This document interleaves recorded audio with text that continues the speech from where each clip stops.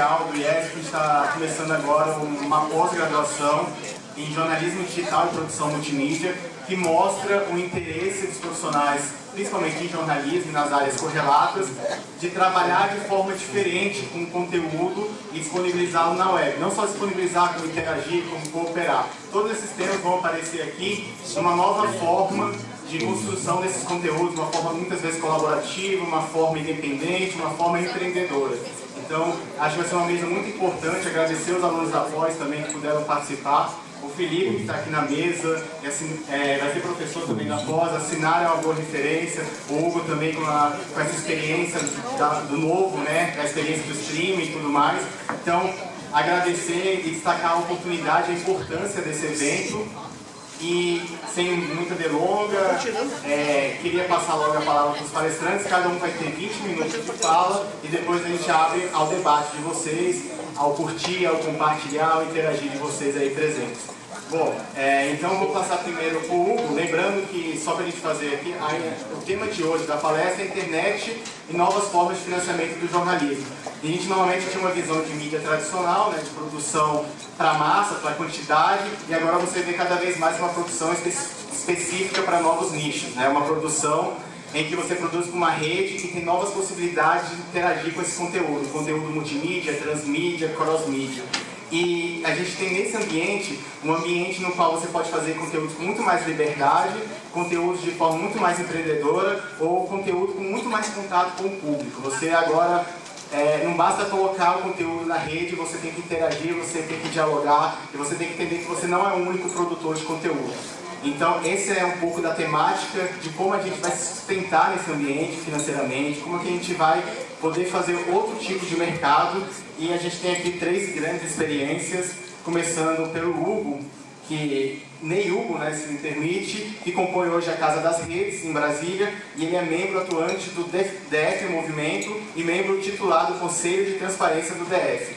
Ele atuou no setor de comunicação do Espaço Cubo e do Fora do Eixo, sendo um dos fundadores da rede. Ele é representante do Conselho Gestor da redação do portal Fora do Eixo e da Web Rádio Fora do Eixo. Em 2008 já fez trabalho de comunicação na rede Circuito Fora do Eixo e possibilitou o estudo do sistema de transmissões de festival ao vivo na web, que depois daria origem à Pós TV e à Mídia Ninja, que vocês devem ter acompanhado principalmente na manifestação de 2013. Então, no ano de 2012 e 2013, ele esteve na equipe de gestão da Casa Fora do Eixo Sul, em Porto Alegre, atuando na frente de música e da Universidade Livre Fora do Eixo. Então, tem bastante experiência em relação com Fora do Eixo. Eu passo a palavra ao Ney Hugo e agradeço a sua presença. Bom, obrigado, gente. Boa noite aí a todas e todos. Satisfação estar aí, também agradeço o convite, né? Sempre massa poder trocar essas ideias. Então, assim, apresentando um pouco dessa vivência nossa, né, a Mídia Ninja, especificamente, ela passa, né, a ter uma certa repercussão e ser mais conhecida a partir daquele fenômeno de junho de 2013, né. Mas já vinha de um processo de um pouco antes, né, na verdade, do ano anterior, né, quando a gente já tinha muito a partir da experiência da Rede Fora do Eixo, que no começo o carro-chefe de todos os trabalhos era a música, né, festivais de música. Eu era integrante de uma banda, inclusive, que circulou bastante, fez várias coisas. Era Macaco Bomb, o nome da banda, uma banda instrumental. E nisso, né, como a nomenclatura da rede, digamos assim, ela vem, né, nessa perspectiva de que, assim, que se juntou, né, produtores de Cuiabá, Rio Branco, no Acre, né, interior de Minas Gerais, né, e interior de estados do Nordeste, né, e aos poucos a rede foi crescendo. Então, muito nesse sentido de fora do eixo Rio-São Paulo, né, que são os lugares onde, né, até pelo menos antes de ter um movimento de mídia livre tão forte, era só de lá que vinham as informações, principalmente nesse ambiente da música, né, assim, poucas bandas a gente cita de outros estados, né, que a gente conhece as clássicas dos anos 80, 90 e até de 2000 para frente mesmo ainda, né, que não são desses lugares. Então, para conseguir, a gente não tinha como esperar, por exemplo, em Cuiabá, que o Rick Bonadio fosse lá, né, fazer uma audição de bandas e descobrir que lá se faz música boa, assim como em Macapá se faz música boa, como em Boa Vista, em Roraima e por aí vai.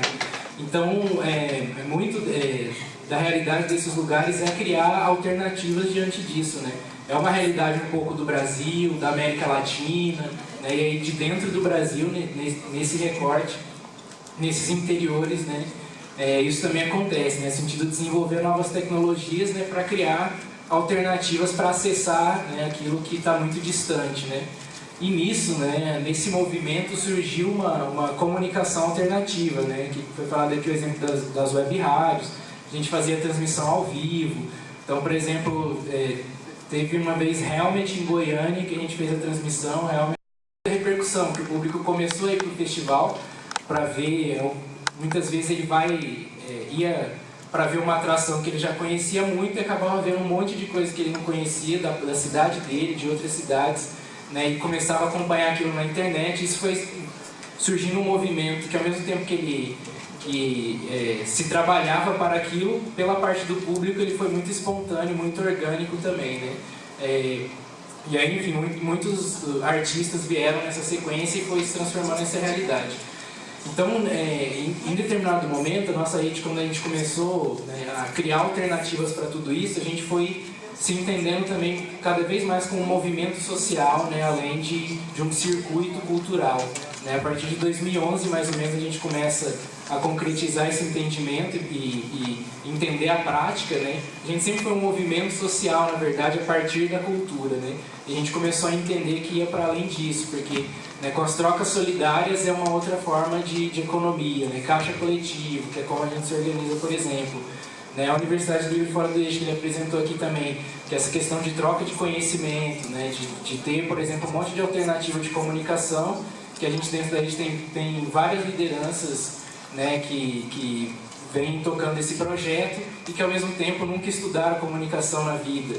Né? Então você tem e aí toda a conexão que se faz com os griots, né, com os saberes dos povos originários, né, africano, indígena, né, que são milenares.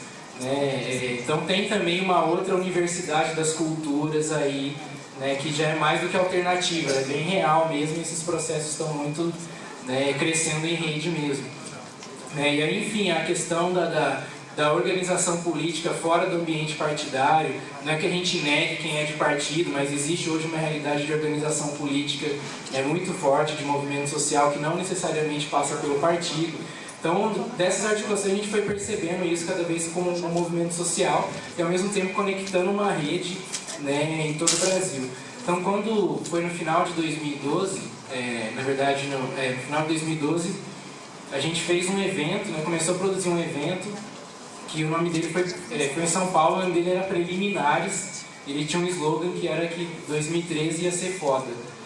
E aí a gente conectou vários parceiros em São Paulo, né, outras pessoas também participaram, nessa de fazer uma reflexão especificamente sobre o movimento social de comunicação, né, de mídia livre. E aí disso surgiu vários frutos, né, e o Mídia Ninja começa a se organizar a partir dali. Então naquela época, por exemplo, dos Guarani Kaiowá, né, que teve uma grande repercussão, a gente foi lá, passou dias lá, fizemos registro fotográfico, né, vários vídeos, né, depois trouxemos as lideranças indígenas de lá, né, para fazer pós-TV, né, transmissão, bate-papos como esse, com transmissão ao vivo pela internet, para que várias pessoas possam acompanhar também.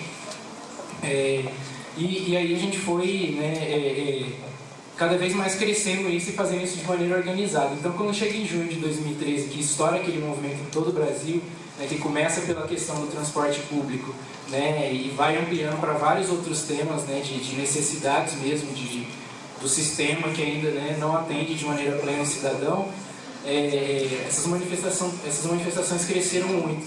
Né, então, e a gente conseguindo acompanhar aquilo por estar já vindo fazendo isso há alguns anos de estar organizado, de ter uma rede que está sempre em diálogo, né, pensando como, né, distribuir informação de maneira alternativa à grande mídia. Quando cheguei esse momento, a gente já tinha, né, uma rede para escoar e distribuir esse conteúdo. Né? E um outro grande adendo também que coincidiu com um momento histórico, que chegou um aplicativo aí na roda, que é o Twitchcast, que ele permite fazer transmissão ao vivo pelo celular, e não precisa ser um celular bombado, assim, um smartphone desse simples, com WhatsApp, pré-pago, já dá para fazer uma transmissão ao vivo dessa. Então a gente foi fazendo isso tanto por nós mesmos, quanto estimulando as pessoas a fazer. Então dentro de um curto espaço de tempo já tinha várias pessoas fazendo, né? Então a gente tinha transmissões em que tinha, por exemplo, 2 pessoas nossas, mas tinha 10 links, 15, 20 links transmitindo de outras pessoas que, né, começaram a vir nessa onda também. Né? Então, e aí nesse momento também foi muito interessante, né, que teve um outro momento de grande projeção, que foi a entrevista no Roda Viva, né? Que foi muito polêmica, assim, né, principalmente por conta do enfrentamento que a gente fez com os dinossauros da mídia, né, que estavam ali, né, que tanto, né, se sentem afrontados com a mídia livre, né, quanto também não entendem muita coisa, simplesmente não entendem. Né, e é até bacana que é o tema da conversa aqui, né, formas de financiamento. Eles simplesmente não conseguiam entender. Eles perguntavam, mas qual o modelo de negócios da mídia livre? Eles não conseguiam entender que a mídia livre não tinha um modelo de negócio, sabe? E na verdade isso é uma inversão de valores, né? Porque se você pensar, as emissoras de TV, por exemplo, elas são concessões públicas, né?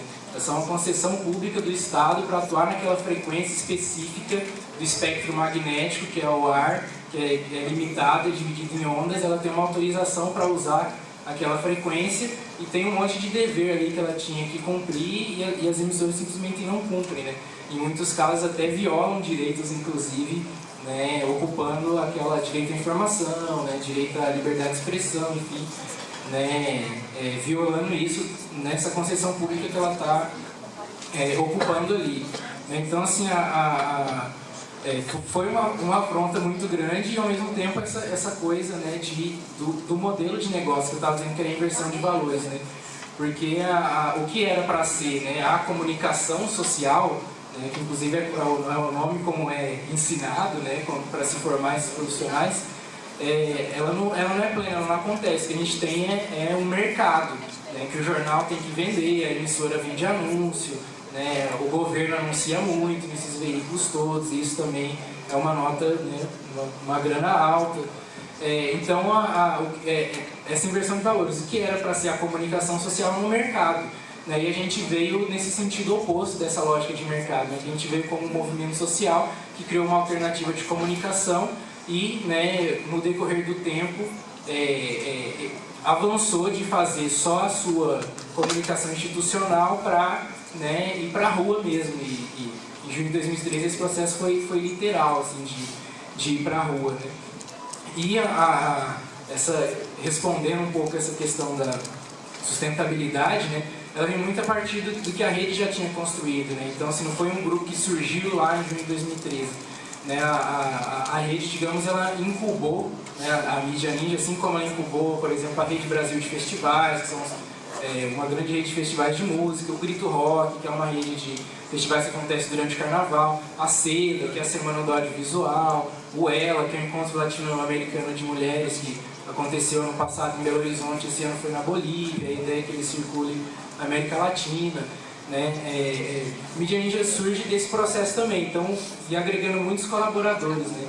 E agora tem uma experiência recente também, que é o Jornalistas Livres, né? Que é muitos jornalistas que estão dentro dessa mídia oficial, entre aspas, né? Que estão fazendo parte desse movimento também, né? Então tem na manifestação dos professores, né? Tem o Repórter X lá, que ele faz a cobertura, né, para o jornal que ele trabalha, mas também cede uma parte das fotos, né, para a gente publicar, esse grupo Jornalistas Livres, e a partir daí distribuir para outras mídias também.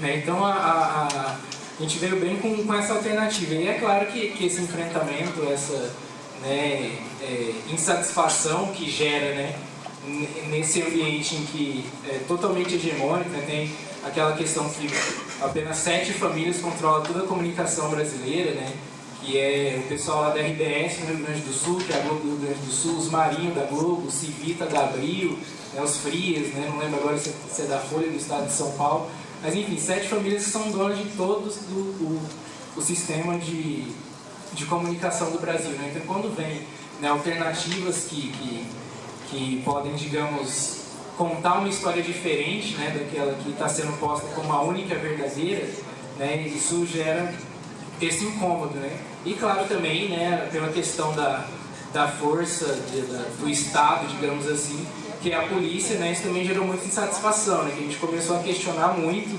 né, que é coisa que vem desde o Amarildo, né? E aí, assim, a Marilda todo dia, né, que acontece, né? A Marilda foi um caso que teve muita repercussão porque a indignação foi tão grande, né? A grita nas redes sociais foi tão grande que a mídia oficial ficou muito constrangida em não falar daquilo, né?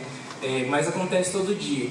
E a mesma coisa a violência policial, né? Que a classe média, o centro, viu muito nas manifestações, né? Mas nas periferias ela também é cotidiana, ela é diária, né? E na manifestação no centro a bala é de borracha, lá nas quebradas a bala é de verdade. Então a gente vem denunciando muito isso, criando muita relação com os movimentos de base, né? Difundindo isso, dando voz, né? Muitos se tornando colaboradores também, se tornando mídia livristas, né? Porque é um processo muito autônomo mesmo, né? Assim, igual bola de meia, sabe? Assim, tipo, não precisa... A internet facilitou muito isso, né? Você não precisa de ter um grande aparato tecnológico e tal para falar para muitas pessoas hoje, né? Então, assim, a gente sofreu perseguição, prisões, né? Tem vários episódios, né? Teve o episódio do Bruno lá no Rio de Janeiro, que a polícia ficou 3 dias preso porque supostamente ele tinha jogado um coquetel molotov na polícia. Aí depois todo mundo mandando vídeo, colaborando, que estava filmando na hora, provou que não tinha acontecido isso coisa nenhuma. Isso deu 3 dias seguidos no Jornal Nacional. E mais uma vez a internet pautando a mídia, não tinha como eles contar diferente, porque tinha centenas de pessoas mandando vídeo e aquilo repercutindo muito, né? Então assim, aí essa questão da sustentabilidade realmente ela é um desafio do nosso momento histórico mesmo, assim, né? Não tem uma receita, né? É um mercado em transição mesmo, né? Um mercado de trabalho, digamos assim, que até, sei lá, 10 anos atrás a única perspectiva de futuro que tinha quem se formava, né, em comunicação social era estar num grande jornal, estar numa grande TV, né? E hoje não, né? Tem uma questão de que assim, jornalismo é uma profissão, mas comunicação é um direito humano, né? Desde a pintura rupestre lá nas cavernas que o ser humano está se comunicando, né? Desenvolveu a fala, desenvolveu a escrita, né? E por aí vai. Então é muito inerente mesmo no seio da sociedade, né? Todo mundo fala, se comunica de alguma forma, seja Libras, né? E hoje com essa tecnologia das redes sociais, assim, mesmo as pessoas que ainda não usam isso politicamente para mobilizar, tem, por exemplo, um chat da família que ela fala com a avó, com a tia. Então mesmo que onde ainda não está politizado, por assim dizer, já é revolucionária a maneira como a pessoa se comunica e se relaciona com o mundo, né? Com o universo ali da vivência dela. Então, estamos nesse momento histórico, né? Dessa virada de chavinha, né? E o profissional da comunicação, nesse sentido, né, tá vendo uma possibilidade até de sustentabilidade mesmo hoje, fora de necessariamente, né, ser um funcionário de um jornal, estar submetido, né, a um editor, né, que vai, né, em algumas situações alterar o conteúdo dele, né, enfim, e não ter uma liberdade de expressão plena, né, ele enquanto um profissional formado, né, da comunicação social. Então, e aí tem várias perspectivas, né? Tem a questão da galera da rádio, tem um movimento de web rádio no Brasil que é muito forte, de rádio comunitária também, né? Uma experiência mais dos movimentos de base, assim, tem uma repressão que é muito grande, né? Qualquer cara que estuda física monta um transmissor facinho, assim, é muito fácil você botar uma rádio no ar. Só que aí vai vir a Polícia Federal, vai lacrar seu transmissor quando não der porrada e levar presos. Então, então assim, e na internet isso já vem um pouco diferente, né? Mas aí são as diferenças da tecnologia, né? Se você ligar uma rádio AM em Brasília na madrugada, ela chega na Califórnia, né? Então assim, tem um alcance muito grande, não é à toa que ela é tão disputada, né? A rádio e a TV. Você fazer um transmissor de TV já é um pouco mais difícil, mas agora já está vindo a questão, né, da TV digital, né? Que o espectro já se multiplica, né, já tem muito mais espaço. Tem uma questão, um debate que está rolando, né, de fazer com que as emissoras, né, usem digamos, esse espectro maior de canais que vai ter para ter programas que vai ser produzidos pelas universidades, pelos movimentos de mídia livre e tal, que não vai ser só para trocar de cada carro de Fórmula 1 na hora que estiver assistindo, e sim ter várias programações mesmo que, né, que o povo brasileiro produzindo conteúdo vai estar inserindo nesses canais, né, que na verdade essa história da concessão pública já é nossa, né? A Globo é uma empresa, beleza, está lá, né, no mercado dela, mas a concessão pública, né, o espaço no espectro magnético que ela ocupa é nosso, né? Então assim, uma luta muito legítima mesmo essa questão do canal digital, para quando a gente, né, conseguir ocupar esse espaço com conteúdo. E tem muita gente produzindo conteúdo, né? Assim, você tem muitos fenômenos na internet, né? Você pega um Porta dos Fundos, por exemplo, né, que tem lá, beleza, tem lá o ator que em determinado momento está na Globo também, mas é uma outra proposta, né? Assim, eu tenho vídeos ótimos, tem um que eles satirizam uma abordagem policial que é excelente, assim, é muito, né, e não por acaso, né, os caras foram repreendidos por polícia, né, por terem feito, se quiser, você fez aquele vídeo lá, qual que é, fica esperto, não sei o quê. Né, então tem realmente essa disputa de imaginário, né, e é bacana ver que, assim, mesmo sem tanta estrutura, né, comparativamente, né, com essa mídia oficial, tanta estrutura, tanto, né, poder, tanto, bem entre aspas, credibilidade, né, porque não é uma credibilidade legítima, é uma credibilidade porque, né, foi construído que o que está lá é verdade, né, na Veja, na Globo, e se não está lá é porque não é verdade, né, então tem essa falsa credibilidade, né, uma falsa sensação de credibilidade nas pessoas, né, para com esses veículos. Né? Mesmo diante disso, o movimento medialivista tem conseguido colocar muitas pautas, né, na roda, assim, de convencer as pessoas, né, e levando mais esse debate, né, e levando mais informação, de convencer, né, nem que tem um trabalho para se convencer as pessoas do que aquilo, mas simplesmente ter mais informações disponíveis para as pessoas acessarem, né, e tirarem suas próprias conclusões. Né? E muitas vezes as conclusões que você tem antes de ter acesso a essa diversidade de conteúdo, a esse mosaico de parcialidades, né, que é diferente da falsa sensação de imparcialidade do veículo oficial, né, a gente tem, né, diante do movimento medialivista, um mosaico de parcialidades, né, só de ter acesso a essa informação já pode ser uma coisa diferente do que antes tinha aquilo só, né, as mesmas agências de comunicação pautando tudo, né, todos os veículos no Brasil esmagando as agendas do território, né, porque é meio pasteurizado, né, o pacote pronto que vem das agências e tal. O Jornal do Interior repete a mesma coisa que sai no interior, que eu falo de qualquer outro estado do Brasil, sai o mesmo texto que está no Correio Brasiliense, por exemplo, né, e por aí vai. Então, assim, acho que a gente fica aí, né, em aberto para a gente trocando mais ideia, né, colocando um pouco, compartilhando um pouco da experiência, assim, né, na verdade, mais dessa nossa vivência mesmo, assim, né, de como a gente foi, né, veio criando alternativas, né, e está muito em fluxo, né, assim, não chegamos no teto, assim, não está pronto, né, tá totalmente em mutação esse processo. Acho que a gente está num momento histórico, assim, que tanto pela questão política, né, quanto pela questão social, né, enfim, tem vários... Tá muito intenso esse momento que a nossa geração está vivendo, assim, né. Essa questão da comunicação passa por isso também, então ela está muito em fluxo, né, não tem, como eu estava dizendo, não tem receita, né, não está pronto, está em construção mesmo, né, eu particularmente acho muito massa, né, estarmos nesse momento em que a gente pode fazer parte dessa construção, né, e seguir adiante, assim, no momento, esse tipo de movimento só se multiplica, só cresce, né, várias redes são criadas em redes, né, você não tem uma grande rede única dos medialistas, você tem várias redes que vão surgindo, né, e em determinado momento elas se conectam, fazem coisas sozinhas, fazem coisas juntas e tal, e, enfim, é muito dinâmico todo esse processo, né, então a satisfação está aí, ainda vamos trocar mais ideia, né, vamos conectando a partir das experiências de todo mundo também, né, com certeza um monte de gente aqui sabe um monte de... que ser editado lá, e parecia um livro, o Correio Brasiliense, reclamando que o rei de Portugal proibiu a circulação dele. E aí, entre o Correio Brasiliense de 1808 e a moderna imprensa, o que acontece de diferente? Acontece o surgimento do fotojornalismo, né, que é uma grande mudança nos jornais, eles passam a ter fotos, mas a principal mudança que eu vejo do jornalismo antigo para o jornalismo moderno acontece no Brasil em 1950 com o Diário Carioca, que introduz o lead e uma forma de narrar,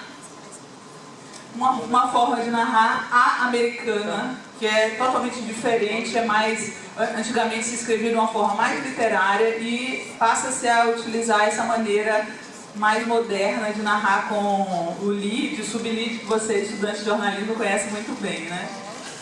E aí, dizem até que o Nelson Rodrigues reclamou que não podia mais usar exclamações, ficou super chateado. Mas aí, com o Diário Carioca e o lead, o jornalismo brasileiro começa a virar, como acontecia nos Estados Unidos, uma indústria de fazer reportagem. E os textos entram numa linha de produção. E os jornais, quanto mais rápido esses conteúdos são feitos, melhor para os donos. Chegou uma época que os jornais chegaram a ter 2 edições diárias, saíam de manhã à tarde, às vezes até à noite, tinha um jornal chamado À Noite, que saía à noite. Então, eram bastante dinâmicos, na verdade. Depois, mais pra frente, eles ficaram menos dinâmicos e mais aprisionados ao industrial. E os jornalistas começaram a escrever de uma maneira muito célere e o texto, em minha opinião, perdeu muito. O texto ficou muito massificado, muito igual. Todo mundo passou a escrever muito igual. E aí é um exemplar do Diário Carioca da época do golpe militar. Aí então, no golpe militar, só ficam os jornais a favor. Todos os que eram contra são empastelados e aí surge de novo a imprensa alternativa, jornais cooperativos, surge o movimento, surge o co-jornal, várias imprensas, várias experiências de jornalismo novas para o período, mas na verdade também uma volta aos primórdios. E o primeiro blog aparece, o primeiro blog do mundo digital aparece em 96, por coincidência foi um brasileiro que fez, um cara que era do MIT, se chama Cláudio Pinhanes, e foi ele que fez o primeiro blog e com isso eu acho que surgiu uma nova era no jornalismo, que é o que a gente está vendo agora. Acho que o jornalismo industrial tem hoje uma grande concorrência, talvez não financeira, mas em termos de notícia dos blogs e dos veículos menores.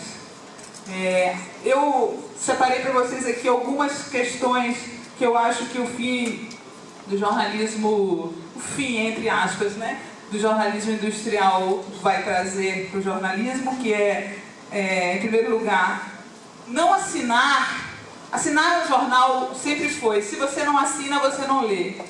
Hoje, no modelo de blog que eu pratico, não assinar não significa não ler. Significa que você assina porque você quer que aquele conteúdo continue. Você não assina porque você não vai poder ler. Você fala assim, poxa, eu gosto disso aqui, então eu vou assinar. A relação deixa de ser comercial para ser uma relação de prazer e solidária, né? Em segundo lugar, os novos veículos, eles não concorrem entre si, pelo menos no espectro. O espectro do Felipe é um pouco diferente do meu, mas no espectro que eu trabalho, os blogs alternativos não competem entre si, pelo contrário, quando alguém dá um furo, o furo continua a ser importante, todo mundo quer dar furo, mas quando alguém dá um furo, todo mundo quer compartilhar o furo e faz questão de dar a origem do furo, ao contrário do que acontece muitas vezes nos jornais. Os ombudsmans adoram reclamar disso, que por que não deu crédito a quem deu o furo? No mundo do jornalismo digital, isso não acontece. Geralmente a gente diz quem foi que deu e faz questão de compartilhar para que isso tenha um alcance maior. A não concorrência leva também à formação de uma rede do jornalista com outros jornalistas e também com o leitor. Então, muitas vezes, quem acompanha um determinado perfil nas redes sociais sabe de coisas antes de saírem nos jornais e, às vezes, até antes de sair nos portais. Teve ocasiões que a gente recebeu, por exemplo, agora na greve dos professores do Paraná, nós recebemos a foto do policial ensanguentado de falso sangue, e o UOL, que é o principal portal do Brasil, só deu no dia seguinte. Então, essa rede solidária de compartilhamento de notícia acaba fazendo o papel das antigas agências de notícias, né? Muito no boca a boca também. Uma coisa que o jornalismo digital tem vantagem inegável em relação ao impresso é a possibilidade de o texto não se esgotar nele, né? Então você coloca hiperlinks, vídeos, e isso não tem jornal impresso algum que dê conta. A subversão do texto. Eu acho que essa história de lead está com os dias contados. Eu acho que não tem espaço para o lead no jornalismo que se faz online. Eu acho que a gente pode fazer um texto muito melhor, sem a pressão da indústria, sem a pressa do horário de fechamento. Então eu acho que o lead vai ficar apenas para aquelas matérias que eu chamo de fast news, né? Fast food da notícia, que é o cara que deu um depoimento na CPI, aí vai ser necessário o lead, mas matérias mais aprofundadas eu não vejo a utilidade do lead mais. E por último, a diferença entre os blogs de esquerda e os de direita. Eu preciso dizer isso para vocês porque eu faço um blog de esquerda e é justo dizer que nós que fazemos os blogs de esquerda, nós produzimos conteúdo. Todos os nossos blogs são blogs de conteúdo. Ao contrário dos blogs da direita que pegam notícias de jornais e comentam em cima da notícia. Isso a rigor não é um blog, isso é um clipping, né? Isso não é ser blogueiro. Vamos continuar? Então aí a volta aos primórdios, né? Do jornal e diário aos jornais e agora de volta ao jornal e ao blog. Uma coisa que eu tenho pensado muito também é sobre as editorias, né? Vocês veem as editorias do Correio Brasiliense, aquele de 1808 que eu falei no início. Política, comércio e artes, literatura e ciências, ciências e miscelânea, e entrariam reflexões, que são as opiniões dos articulistas, e a correspondência, que é dos leitores. E agora, as editorias de hoje. É basicamente a mesma coisa: opinião, política ou Brasil, economia ou dinheiro, cidades, cultura, mundo internacional e esportes. Se você tem um negócio à beira da falência, será que não custaria mudar um pouco? Eu vejo essas coisas no jornalismo hoje muito engessadas, né? Eu acho que... Por que a opinião tem que estar na página 2? Por que não tem coisas novas, não tem editorias novas? Tem esse é uma das grandes críticas que eu faço. Essa editoria feminina do UOL, principal portal do Brasil. Será que só mulher se interessa por horóscopo? Ou por casa e decoração? Dieta e boa forma. Comidas e bebidas. Moda, comportamento, gravidez e filhos. Os homens não se interessam por gravidez e filhos, os homens não têm filhos. E casamento, claro, né? Então eu acho que esse tipo de editoria é datada. Eu acho que essas coisas todas tinham que ser revistas. Eu vejo nas conversas que eu tenho com as meninas jovens que elas estão muito mais interessadas em questão de empoderamento e feminismo do que em casamento. Ou não é? Não é verdade?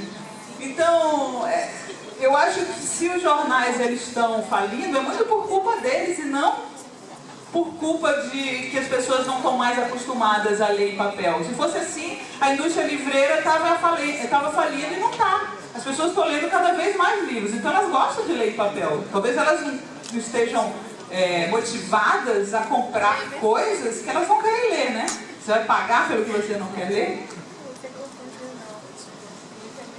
Futuro.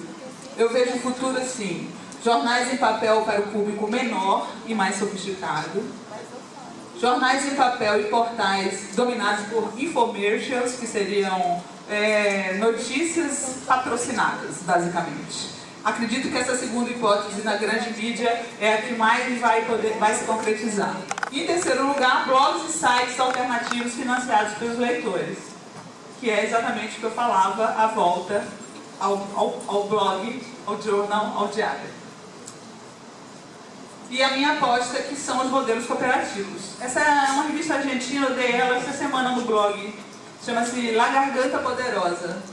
Ela nasce de um movimento de bairros na Argentina, de bairros pobres, favelas, se chama La Poderosa, e eles lançaram essa revista que conseguiu entrevistar quase todos os presidentes da América Latina.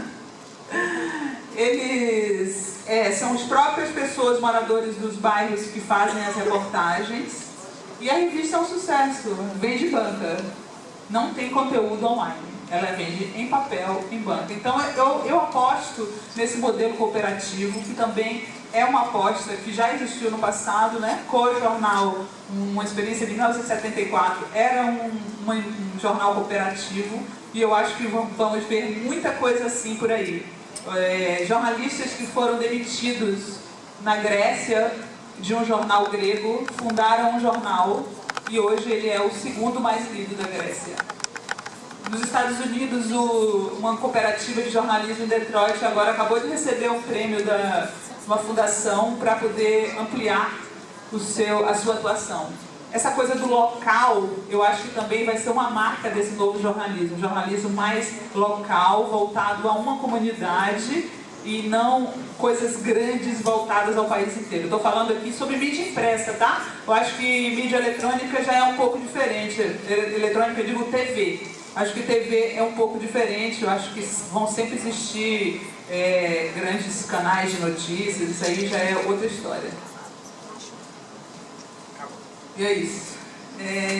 Então, o que eu vejo na imprensa, para concluir, é um jornalismo mais artesanal. Talvez, a má notícia é que talvez nós passemos a ganhar menos dinheiro, mas talvez...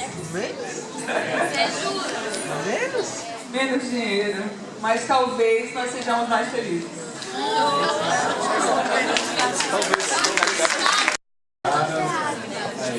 Gente, não vou embora, tá?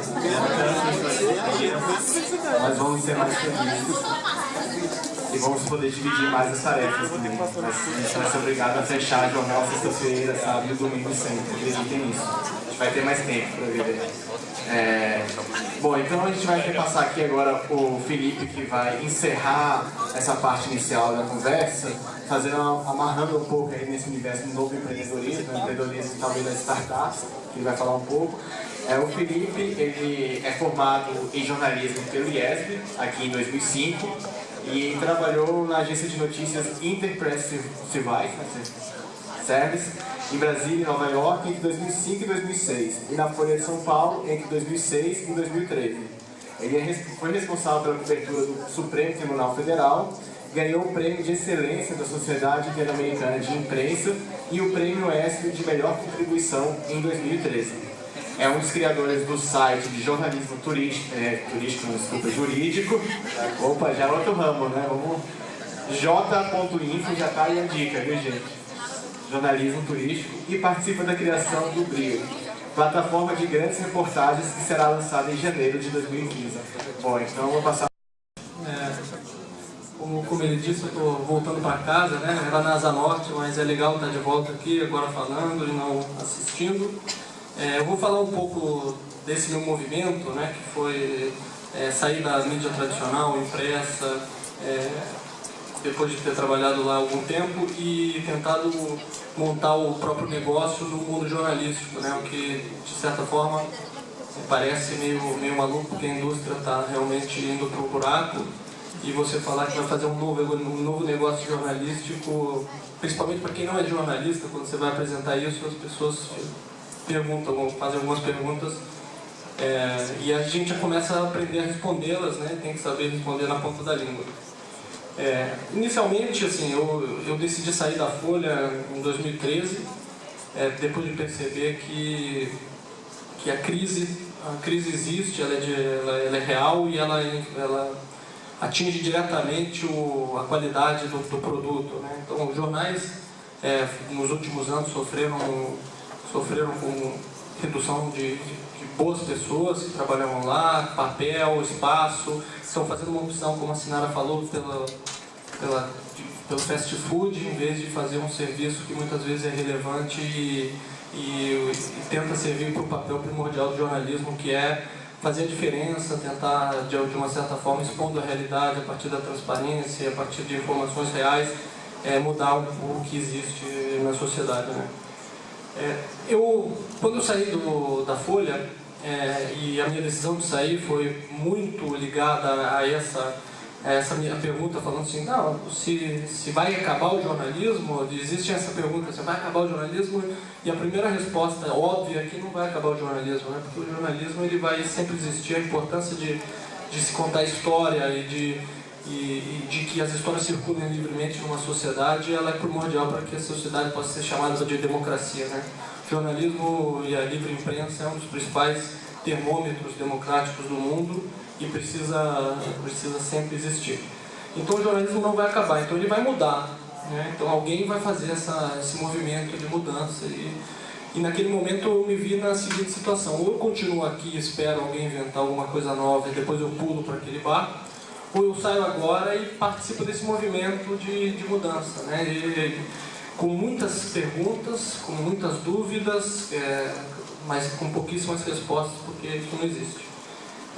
Acho que não tem uma resposta ainda nesse momento do que vai ser, de como vai ser sustentado e o que vai acontecer. Existem algumas respostas e acredito também que nunca vai existir a resposta em nenhum modelo que vai substituir, até porque a crise atual ela é muito reflexo do problema de que existia antes um modelo só, né? Assim, os jornais todos eles eram bancados pela publicidade, porque eles eram o único meio das empresas atingirem os consumidores deles. Então, seja a televisão, o jornal e as revistas, né? Quando uma empresa queria fazer uma publicidade, queria publicar algum produto novo que ela estava vendendo, ela tinha um canal, que eram os meios de comunicação de massa, que atingiam milhões de pessoas, mas era um tiro no escuro. Ela jogava um anúncio na televisão, no jornal, na revista, e não sabia nem como controlar, nem como converter, sabia que vendia mais quando fazia mais anúncios, mas não sabia exatamente qual era o índice de conversão, né? Isso passa a mudar com a presença do Facebook e do Google, enfim, que muda completamente a coisa. Ela dá uma oportunidade muito grande para o jornalista individualmente. Eu acho que a Sinara é a prova disso, porque ela diminui a importância das instituições jornalísticas e ela dá uma oportunidade de se criar jornalistas e instituições, como é o caso dela, que passa a ser conhecida pelo próprio nome dela, pelo próprio trabalho e não pela marca que ela representa, que está atrás dela, né? Isso me incomodava um pouco também, porque eu era o Felipe da Folha, né? Eu não era o Felipe, né?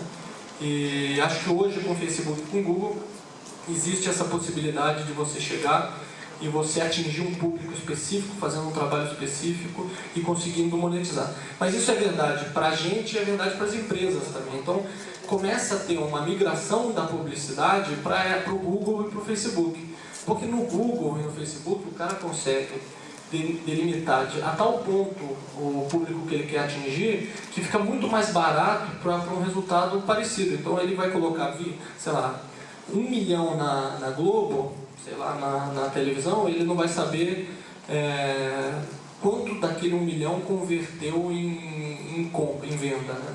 No Facebook e no Google, o cara tem um controle certinho. Se ele colocar 1 milhão no Facebook e no Google, ele vai saber que vai atingir X pessoas, que tais pessoas clicaram em tal lugar, que entraram na loja do cara e compraram. E isso é uma mudança disruptiva gigantesca que prejudicou toda a indústria. Com a diminuição da publicidade, os custos passaram a ser pagos pelos jornais. Eu vou dar o exemplo do jornal impresso, que é da onde eu venho. Então, o jornal tem um custo muito alto, né, de publicação, né? Tem a tinta, que é cara, tem o papel, que é caro, tem uma estrutura gigantesca de impressão, de maquinário e tal, e que você precisa ter um modelo de negócio que entre muito dinheiro mesmo para que você sustente isso. Isso acarretou, então, problemas, né? Então, o primeiro problema do modelo de negócio, e o problema do modelo de negócio influencia no problema da qualidade da informação, né? Sem entrar no mérito também de interesses dos patrões, né? Vamos chamar assim.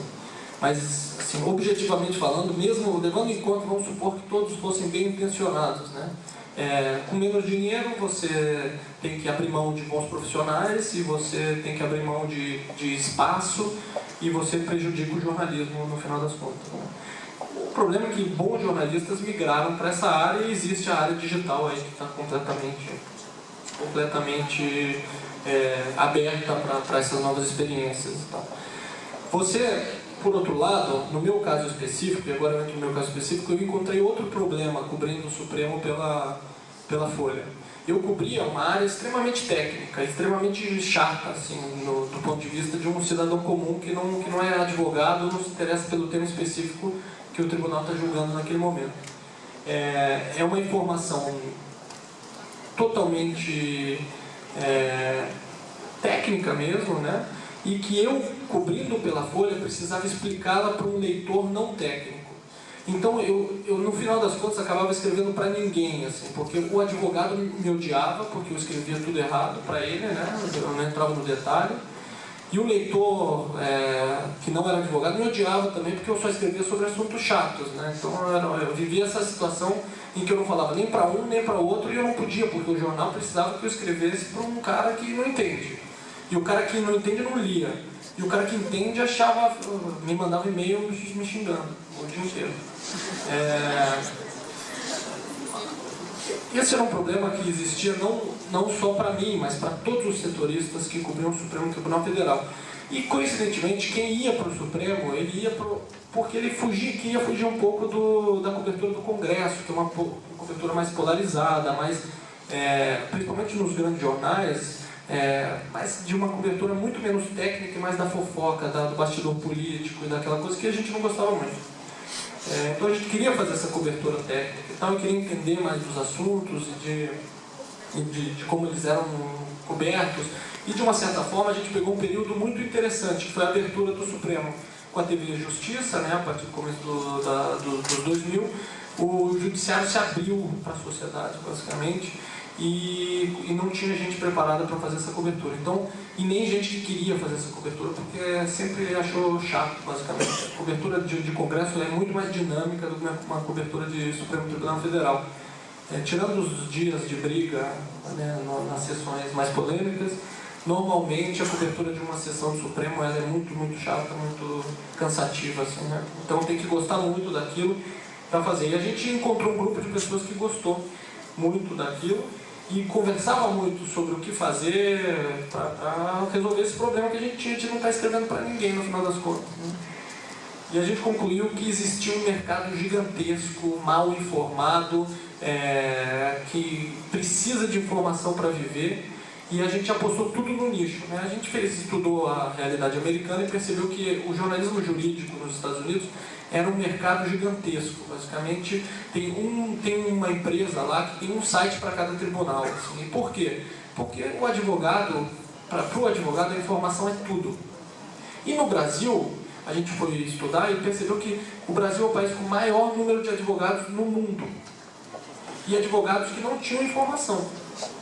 Então a gente falou, opa, existe um mercado por aí, né? Para ter uma ideia, são 800 mil advogados no Brasil, 600 mil estudantes, tem mais escola de direito no Brasil que no resto do mundo somado, tirando a Índia, é uma coisa absurda, assim, né? Tem escritórios de advocacia, você balança uma árvore e cai no escritório de advocacia aqui no Brasil, em Brasília. Então, era um mercado existente que demandava aquela informação com pouca informação. Existem alguns sites que cobriam isso, mas eles nunca se propuseram a criar um conteúdo de qualidade e útil para a vida daquele cara e tal. Então a gente decidiu montar o Jota, e no ano passado a gente lançou, em outubro do ano passado, completamente aberto, com dinheiro no bolso, dos 3 Fs que os americanos chamam, né, que é o Friends, Family e Fools, que são os bobos, né, que decidem dar dinheiro para uma ideia maluca. Aí eu saí da Folha, o Felipe Recondo saiu do Estadão, a Bárbara Pombo saiu do Valor Econômico, a Laura Diniz saiu da Veja, e a gente decidiu abrir esse mercado, e o Yuri Dantas depois saiu do Estadão também, ele era o coordenador de economia, porque a gente percebeu que a informação de direito tributário era uma informação que bombava muito no site. Por incrível que pareça, uma matéria sobre base de cálculo do COFINS, que incide o PIS, era muito lida, assim, era impressionante. Bom, a gente começou, em janeiro a gente fechou o site numa espécie de paywall. Um paywall poroso, exemplo dos grandes sites, e eu concordo com a Sinara quando ela diz que as pessoas, esse modelo de assinatura fechado, de site fechado, não funciona para o site grande e tal. Mas eu acho que para o nicho é diferente, porque é uma informação que ela não é uma informação que o cara entra lá só para ler e tal, é uma informação que passa a ser necessária para a vida do cara. Então, o que a gente percebeu? Eles usam nossas matérias para fazer peças.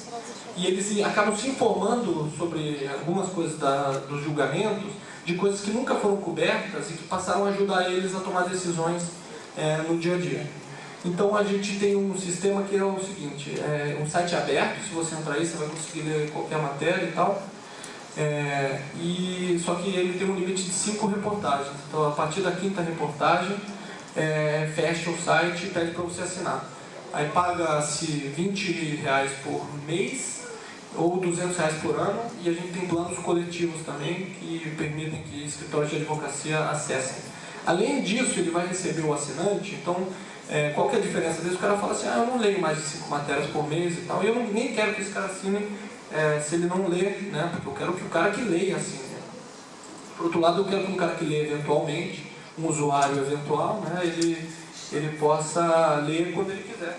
E isso permite que isso aconteça. No caso do Jota, a gente tem alguns newsletters exclusivos para os assinantes, em que a gente faz insights, indica reportagens de outros sites que a gente acha interessante, faz algumas análises matinais e tal, que o assinante recebe no e-mail e não no site. Então é uma criação, uma espécie de comunidade de advogados que precisam de informação para sobreviver.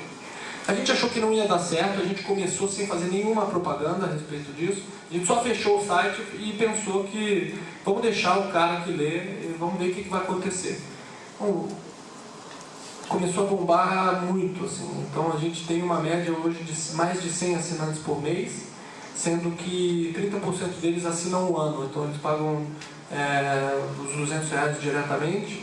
A gente está chegando depois de 5 meses a quase 600 assinantes entre jornalistas, entre indivíduos e escritórios de advocacia, e tudo indica que a gente vai passar de 1.000 até outubro desse ano, pelo ritmo que as coisas estão acontecendo. É pouco ainda, ela não sustenta a operação, mas ela já dá para fazer investimento em jornalismo, então a gente já montou equipe, a gente tem profissionais, tem estagiários, uma delas está aqui na palestra, está aqui na audiência, e para a gente é muito legal, porque a gente quer formar jornalistas especializados em jornalismo jurídico, que é uma coisa completamente nova. Eu vou dar alguns exemplos de coisas que fizeram a gente atrair muitos assinantes. Foi muito interessante, porque na cobertura da Lava Jato, quando chegou a lista lá no Supremo, estava todo mundo no Brasil inteiro esperando os nomes do que o PGR ia mandar e tal. E a gente tomou uma decisão que parece tão óbvia e tão simples, mas que ninguém fez, basicamente. O nome chegou e a assessora de comunicação do Supremo, ela decidiu ler essa lista, em vez de divulgar um papel com todos os nomes, para que todo mundo pudesse receber ao mesmo tempo. Todos os jornalistas começaram a anotar no bloquinho. E a gente não, a gente simplesmente anotou no Twitter. Então a gente colocou os nomes em primeira mão no Twitter, e com isso a gente ganhou, em menos de uma hora, 4.500 assinantes novos no Twitter. Assim, foi uma coisa de louco. E naquele mesmo dia, 220 pessoas assinaram nosso serviço. Foi um dia maluco, assim. Muitos cancelaram depois, então eu não conto boa parte deles. Mas foi um dia bem maluco mesmo. Nesse dia, inclusive, o nosso site saiu do ar e tal, porque era um dia especial mesmo de comoção nacional, muita polaridade, muita gente falando mal, muita gente falando bem, e essas coisas foram acontecendo. Então. Bom, a experiência do Jota é basicamente essa. A gente faz produção diária e com artigos de opinião, então a nossa ideia é tornar a informação jurídica relevante no meio e que ela consiga se tornar um produtor relevante no meio.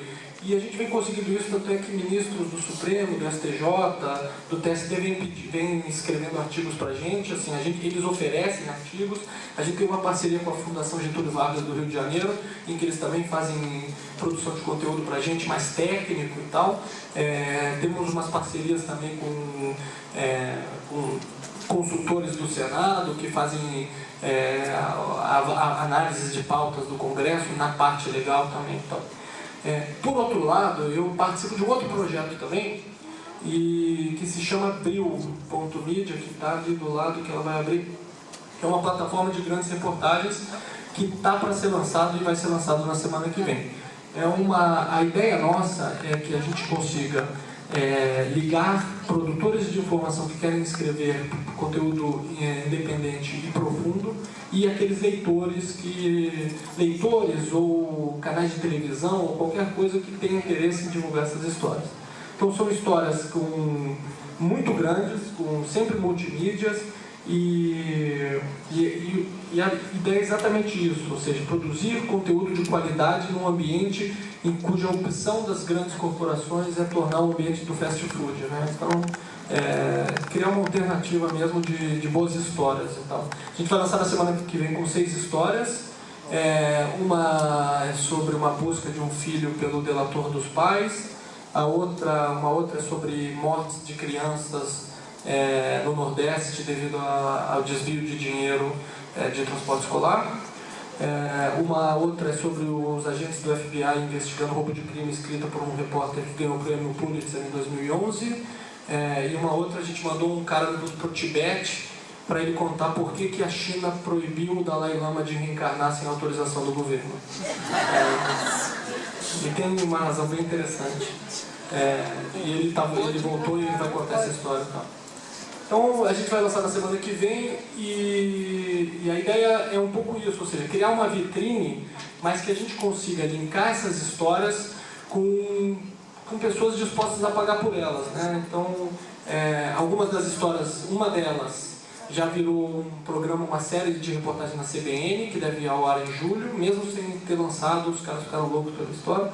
Uma outra a gente está negociando agora com um canal de televisão para virar um documentário. Vamos ver como vai dar. Assim, são muitas dúvidas que a gente tem, poucas respostas, mas a gente vai encontrando um caminho e o importante é tentar e errar, né? Não ter medo de errar, porque um pouco da startup é isso, né? Se é para errar, erre logo, porque você tem mais fôlego para recomeçar.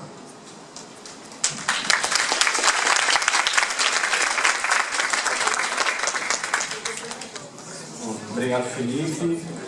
Já preparem as perguntas de vocês. Primeiro, eu queria agradecer a organização do ciclo de debates, né, que, no nome da professora Daniela e da professora Luciane, que foram responsáveis por trazerem esse rico debate aqui para o auditório. E quem já tem pergunta já pode levantar a mão. Você me auxilia, Luciane, levar o microfone? Sim, pedir para vocês se inscreverem, se manifestarem. A gente vai fazer em bloco ou fazer individual? Pode começar a fazer. Montagem do produto, né? Assim, então o lucro ele não existe, a gente está faturando,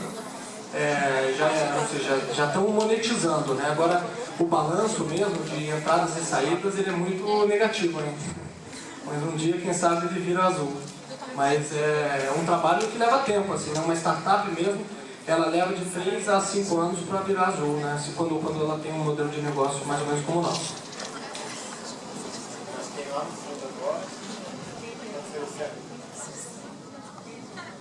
Maiara, mestre de jornalismo. Minha pergunta é para o Ney. Ney, como fazer jornalismo independente sem passar pelos grandes veículos? Porque os outros 2 entrevistados passaram pelos grandes veículos. Como é que não pode fazer jornalismo independente sem passar pelos veículos?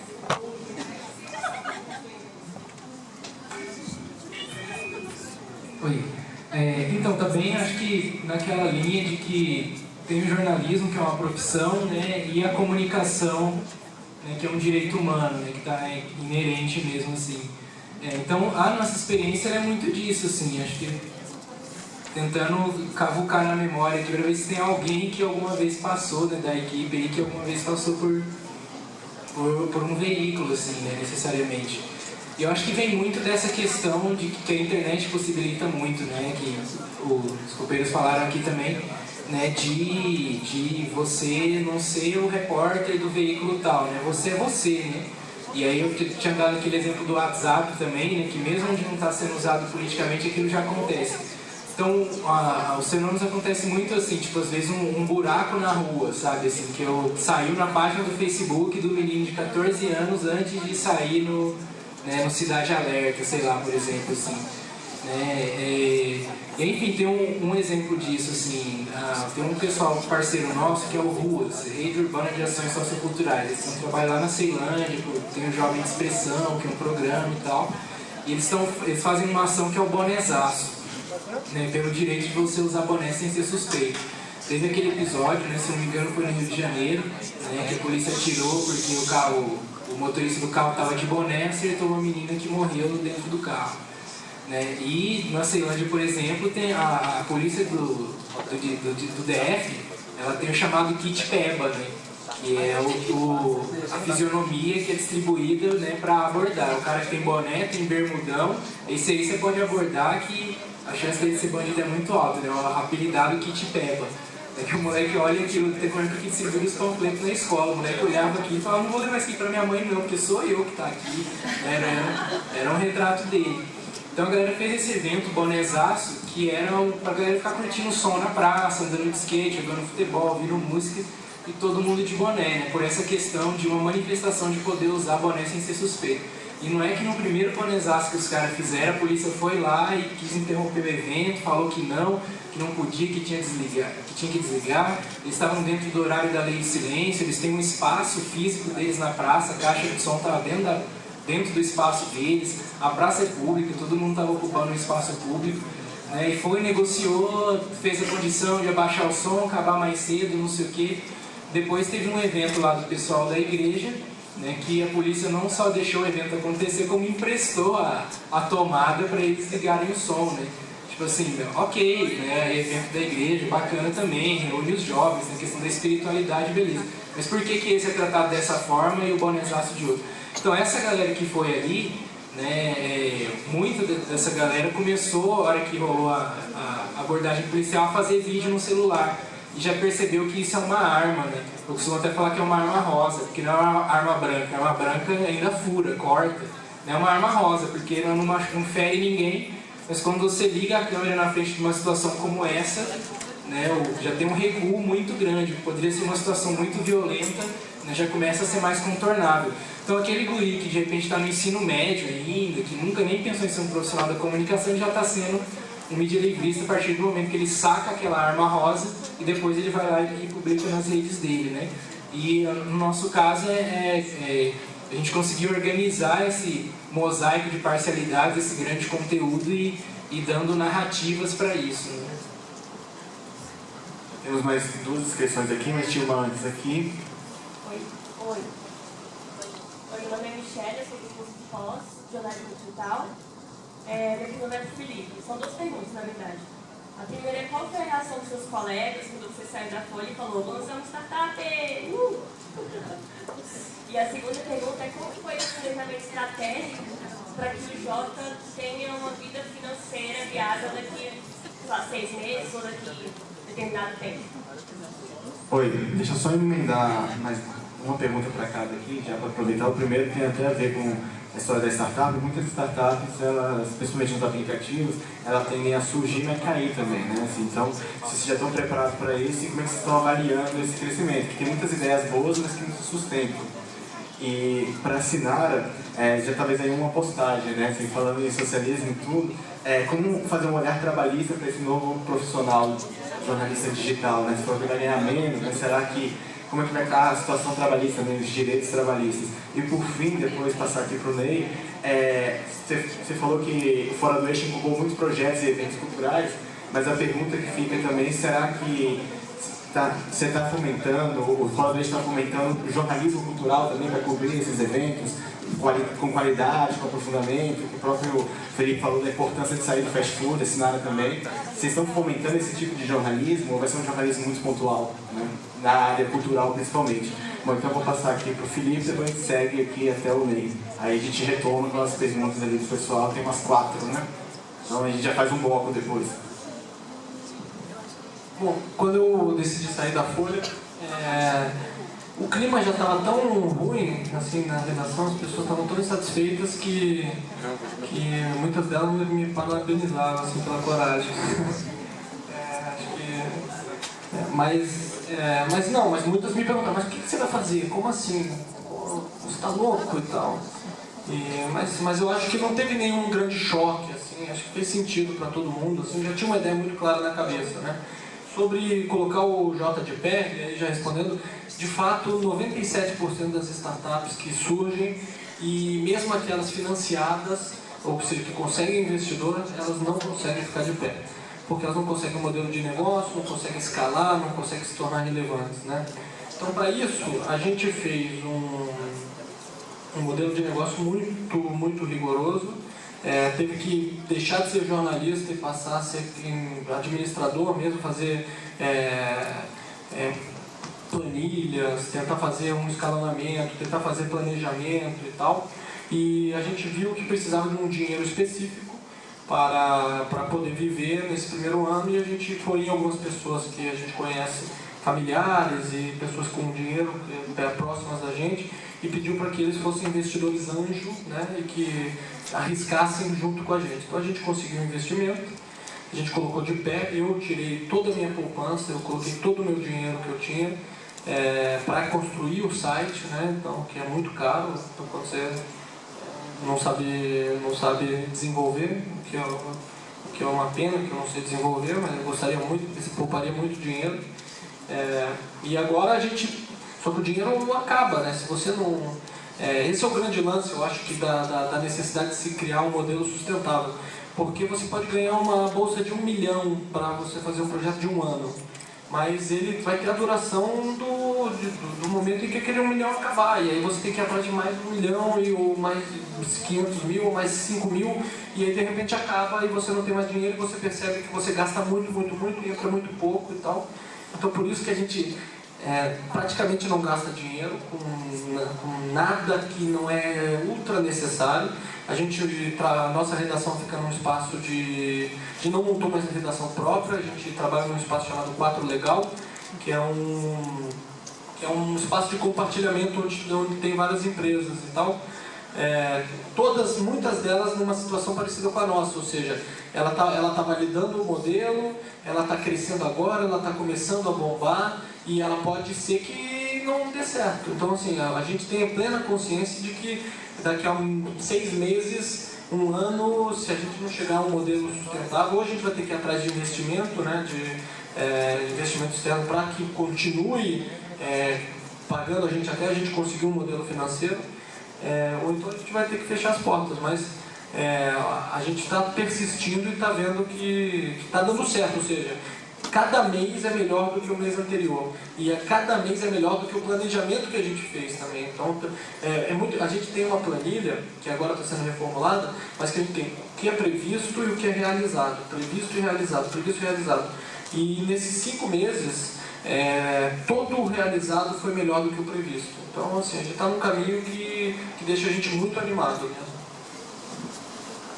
Queria responder a pergunta em termos trabalhistas. Bom, o atual quadro trabalhista já não é legal, né? Porque está todo mundo recebendo como PJ, quase nenhuma empresa está assinando mais carteira, então talvez nesse modelo cooperativo que eu imagino que possa surgir, seja até melhor.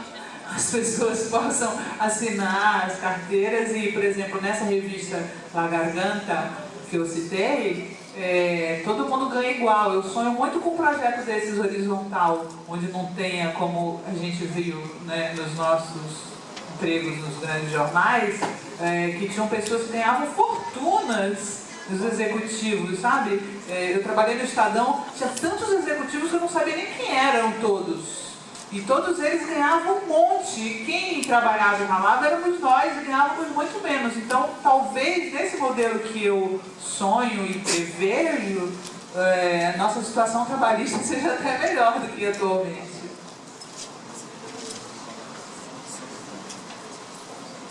Em relação assim, se eu entendi bem, você está falando em relação a estimular para além da cobertura do que seriam eventos culturais, né, tudo mais. Assim, na verdade, assim, hoje, digamos, os repórteres do Mídia Ninja, né, são muito poucos os que estão em eventos culturais. Assim. Quando estão, na verdade, são os eventos culturais relacionados à manifestação de alguma coisa. Quando digo manifestação, não necessariamente protesto, sabe? Mas uma manifestação de uma expressão, como o bonezaço, por exemplo. Né? Então, assim, tem aí a relação com fora do eixo. Né? Tipo, digamos que todo mundo que está no fora do eixo é ninja. Porque, né, se tiver uma pauta e ele tiver que ir lá escrever um texto, tirar uma foto, fazer transmissão ao vivo, ele vai.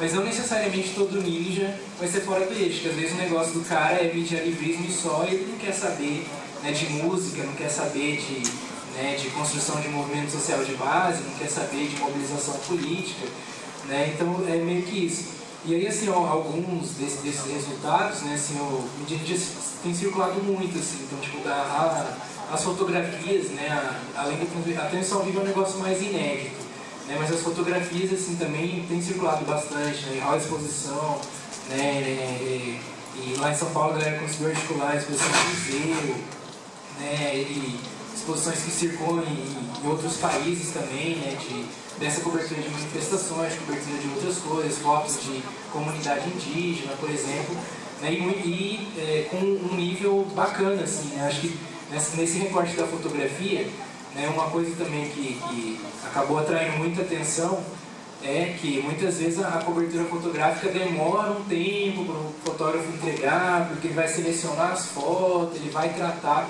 A gente faz em tempo real, assim, e não é uma foto do celular. Às vezes até se for o único jeito que tem para fazer. Mas é uma foto de uma câmera profissional e tal, que a galera põe no computador, trata rapidinho, às vezes trata um aplicativo de celular mesmo, né, e consegue enviar aquilo para as redes rápido. Então, em tempo real, você tem um conteúdo imagético também, né, muito bom. Então, não é por acaso que muitas coisas que rolam, que a imprensa oficial não estava lá para cobrir, mas o negócio repercutiu tanto, eles usam nossas fotos.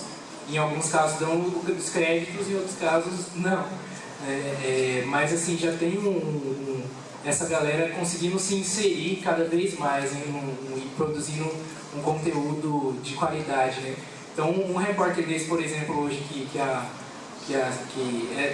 esses grandes veículos pegaram as fotos dele ali para ter uma informação em tempo real, um cara desse, quando ele botar o currículo dele lá, eu acho que quem está nesse processo não vai ser muito a do cara, né, ou da mulher, mas teria mais facilidade, né, de, digamos, um portfólio, entre aspas, assim, porque, né, tá dentro de um processo num ambiente em que ele pode ir gerando conteúdo de qualidade e vai cada vez mais se qualificando com aquilo, né, tanto na questão do conhecimento quanto na questão da prática, da vivência mesmo, né, de estar na rua, né, fazendo cobertura, gerando informação. E aí você falou da questão do pontual também, acho que o pontual ele não é necessariamente negativo, assim, porque nesse momento histórico que a gente está, esses pontuais são muito conectados com todo um contexto, né? Então, por exemplo, você tem uma cobertura pontual que a gente fez hoje, seminário LGBT que está tendo lá na Câmara dos Deputados, né? É uma luta que não é só hoje, né? Então, até a Daniela Mercury lá, foi super legal e tal. Né? Não é uma coisa que é só de hoje, é um negócio que é todo dia, é histórico, né? E vai um tempo ainda no futuro até, né, ser feita justiça, né, nessa situação. Né? E a PEC 215, né, que viola os direitos indígenas, quando teve uma reunião essa semana da PEC 215 com 3 frentes parlamentares, a gente fez a transmissão ao vivo, porque a TV Câmara não ia fazer. A TV Câmara estava fazendo hoje no seminário LGBT, sabotou, não vai fazer mais, nós vamos começar a fazer agora. Então tem esse pontual que está conectado a todo um contexto, a todo um cosmos mesmo que está em fluxo, né? Tá um monte de coisa orbitando, né, ao entorno das outras ali. E aí vários movimentos vão surgindo, né, assim, do Mídia Ninja, por exemplo, da Plasta 2 casos interessantes foi o Mídia Capoeira, que fizeram no Rio Grande do Sul, e o Mídia Índio também. Né? Então vai sendo estímulo, né, e referência, assim como, né, muitas outras iniciativas são estímulo e referência para nós também. Obrigado, Ney. Eu sento aí com a Ana. Porque a gente vê na construção das matérias que tem uma visão própria, assim, na verdade, na construção da informação.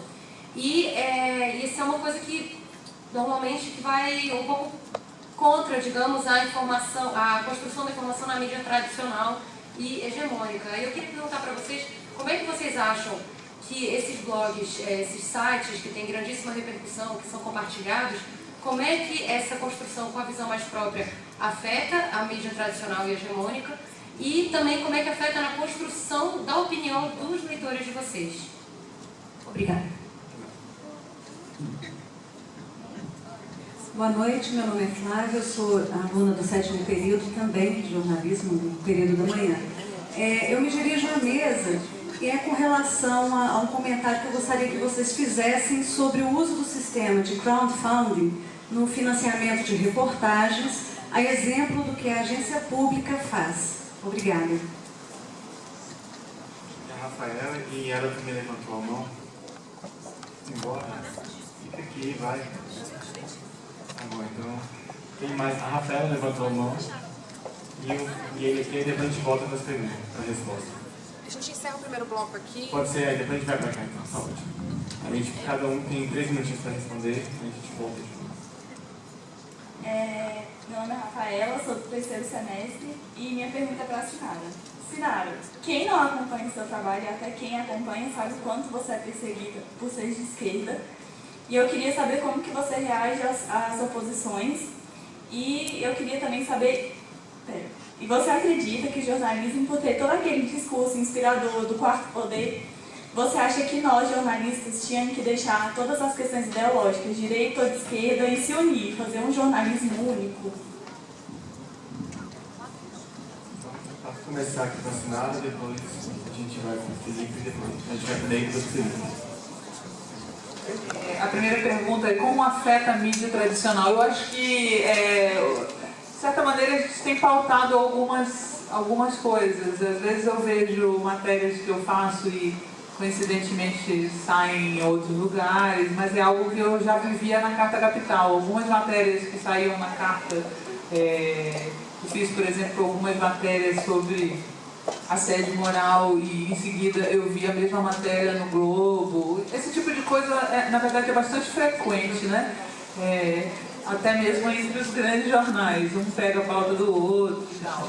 E em relação aos leitores, para mim é sempre muito gratificante, apesar dos discursos de ódio, tudo, é muito gratificante ver que alguns conteúdos que eu coloco são muito compartilhados. Então, por exemplo, eu gosto muito de escrever matérias que eu chamo de olds, que são matérias sobre história, né? Não são news. Eu acho que o jornal já teve esse tipo de matéria e deixou de fazer. Essas matérias são muito lidas no meu blog. Essa última matéria que eu fiz sobre a invasão espanhola no México e no Peru foi super compartilhada, então eu acho bastante gratificante.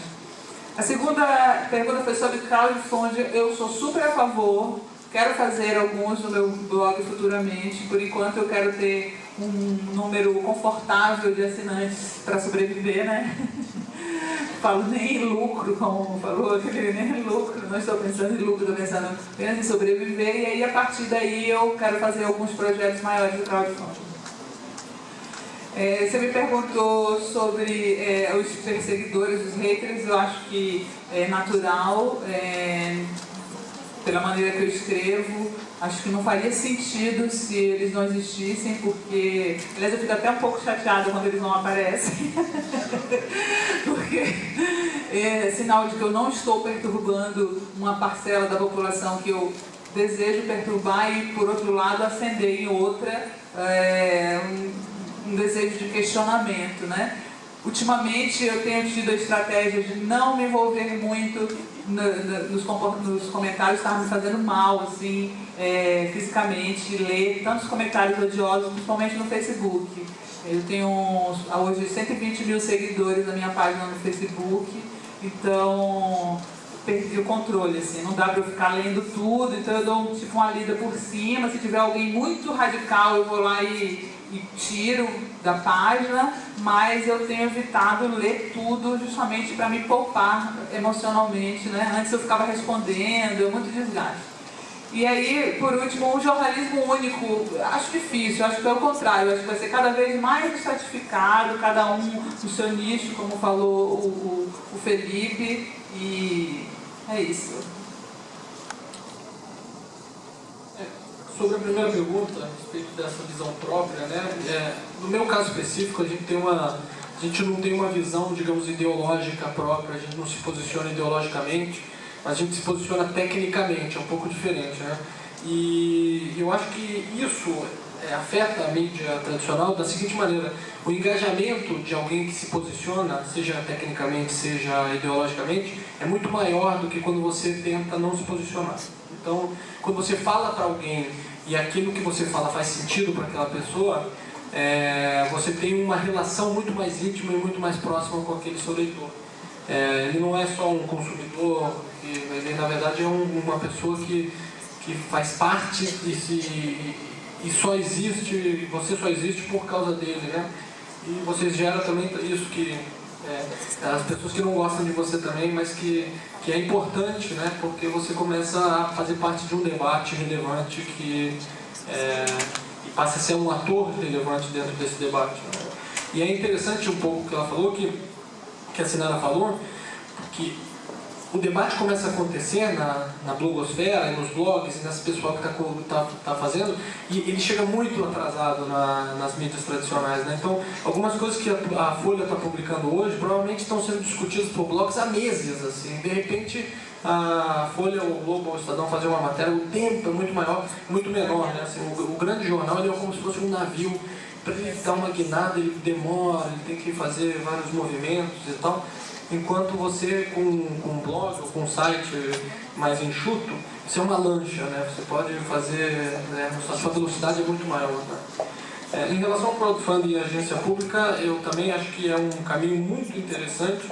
Eu acho que dificilmente ele banca um negócio como um todo, ou seja, são casos raríssimos de alguém que fez um crowdfunding e bancou o negócio. Tem um caso na Holanda, chamado The Correspondent, que eles fizeram um crowdfunding e eles conseguiram arrecadar 2 milhões de euros nesse crowdfunding e 20 mil assinantes. Na verdade, talvez seja até um pouco mais, porque eles conseguiram 20 mil pessoas que pagaram 60 euros. Eu não sei qual é o cálculo aqui agora.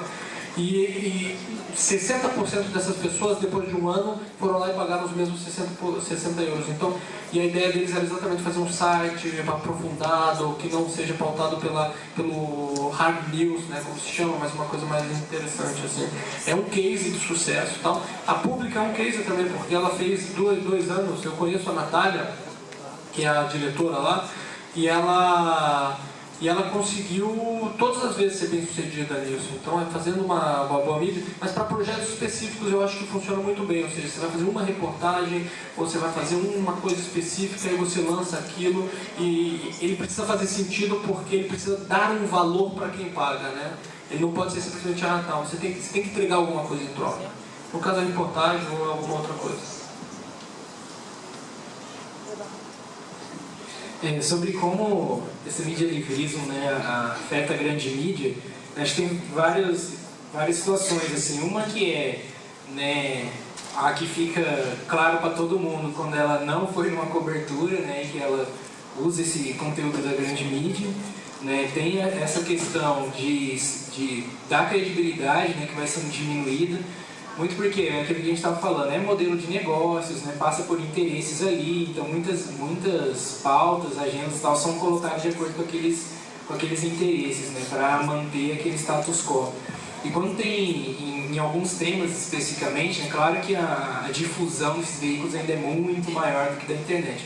Mas na internet, quando tem alguns temas uma grita muito grande, se sobrepõe, né, aquela discussão, né, a gente deu o exemplo da Marilda aqui, que foi um deles, né? Então tem esse outro efeito também, que é você gerar um constrangimento tão grande que ela não renega aquele conteúdo ou não conta uma história diferente, porque todo mundo vai ver muito claramente que ela está forçando a barra naquilo ali, né? As transmissões ao vivo mostravam muito isso, né? Porque as edições no dia seguinte era aqui a polícia interveio porque, né, teve quebra-quebra, mas no ao vivo o cara viu, né, que a polícia foi primeiro e teve quebra-quebra na correria, e tem a questão dos black bloc, que é uma outra discussão, que é totalmente criminalizado pela mídia e pelos partidos, mas não é bem assim, e é muita hipocrisia você, né, dar mais gravidade para uma vidraça quebrada do que para uma cabeça rachada por um cacetete, né? E a questão econômica, né? Que o Sinara trouxe um histórico aí, né, sobre essa questão econômica dos jornais aí, né, passou por isso também, que assim, hoje vindo pra cá eu fiquei sabendo que tem jornal grande aí entregando carro para pagar a conta de luz. E isso é porque assim, não tá tendo anúncio, ninguém tá comprando jornal, porque o cara já vai ver na internet. Hoje você tem um Twitter, né, dependendo de quem você segue, tudo que saía no jornal tá ali. E ainda para além do jornal, né, se você segue, né, veículos alternativos, né, a revista Fórum, o Socialista Moreno, né, e Mídia Ninja, por aí vai, então você tem acesso a outras informações. Se você seguir o G1, né, o Estadão, você vai ter as mesmas notícias que saíram no jornal ali, né. Aí é claro, o público da internet ainda é menor que o público da grande mídia, mas já afeta, né, esse exemplo dessa falta de grana para entregar um carro para pagar uma conta de luz, né, ilustra muito, né. Você pega a revista Veja, por exemplo, ela não... Quem quer tá igual conta telefônica, quem quer cancelar a assinatura da Veja não consegue. Sim, minha mãe vive isso lá em Cuiabá. Ela, não quero mais, não sei o que. Os caras não param de mandar revista, porque eles ganham. A assinatura sempre foi muito pouco financeiramente.